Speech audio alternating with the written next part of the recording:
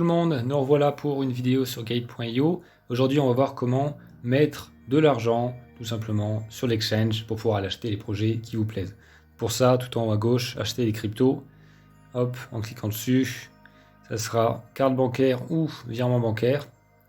À vous de voir ce que vous préférez, sachant que virement bancaire, là, il vous propose de passer uniquement par Legend Trading, avec des frais de transaction qui vont jusqu'à 0,8%, donc très faible, hein, voire insignifiant. Tandis que la carte bancaire, elle vous permet beaucoup plus rapide. La carte bancaire, en quelques heures, vous aurez vos cryptos, votre argent, votre euro dessus.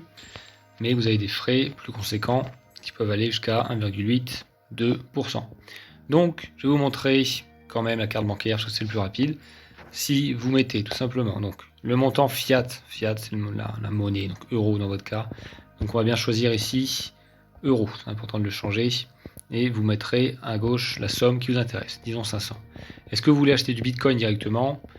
Peut-être pas, peut-être que vous voulez acheter d'autres projets. Moi je vous conseille toujours de mettre USDT, qui est un stablecoin. Ça signifie que c'est pas volatile. L'USDT reste toujours égal à 1 $. Et c'est à partir de 7 USDT que vous pourrez acheter les autres projets, que ce soit Bitcoin, Ethereum, Cardano, le CAPS, Ternoa, n'importe quoi d'autre. Donc, mettez bien euro, et ici je vous conseille USDT. Et ensuite, toujours un conseil, vous pouvez faire comme vous voulez.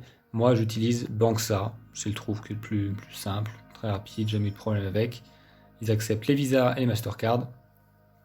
Donc, je vais cliquer dessus. Et tout en dessous, je vais passer un ordre. Juste avant, vous pouvez voir le récapitulatif de votre achat, combien vous aurez en USDT. Les frais pour l'instant sont à 0, mais attendez, ça viendra après. Donc là, on accepte et on va passer l'ordre.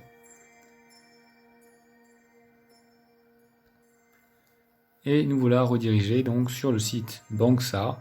Directement, c'est un plug and play avec Gate. Donc vous voyez, il y a bien les deux informations ici. Et on va pouvoir continuer notre procédure tranquillement. Donc revérifier les informations, euro, USDT, c'est la même chose, très bien. Vous voyez que les frais apparaissent, 2%, mais c'est très rapide. Donc on va créer l'ordre, create order, donc l'ordre d'achat, et ensuite on va avoir contact détail. Donc vous allez devoir renseigner vos informations. Voilà, donc votre email, votre numéro de téléphone, vous acceptez les termes et conditions, vous pourrez d'abord lu si ça vous chante. On confirme. On est redirigé à nouveau sur le procédure suivante. Les informations encore, c'est pareil, il faut remettre. C'est comme un petit cas ici, il faut remettre les informations pour qu'ils nous connaissent, pour que la banque tu connaisses. Donc allons-y. Vous en avez d'autres qui apparaissent, quand vous mettez le pays, vous avez votre adresse, etc. Donc on va submit. C'est pas mon adresse réelle, hein, pour ceux qui se demandent la question. Je n'habite plus à Malte.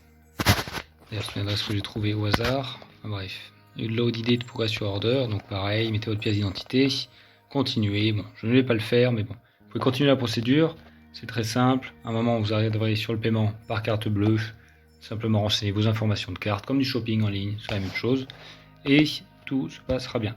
Vous aurez quelques heures, je vous invite à être patient, 2-3 heures en général, avant que les USDT soient crédités sur votre compte et que vous puissiez faire un achat de projet qu'on verra d'ailleurs sur une vidéo suivante. A très bientôt.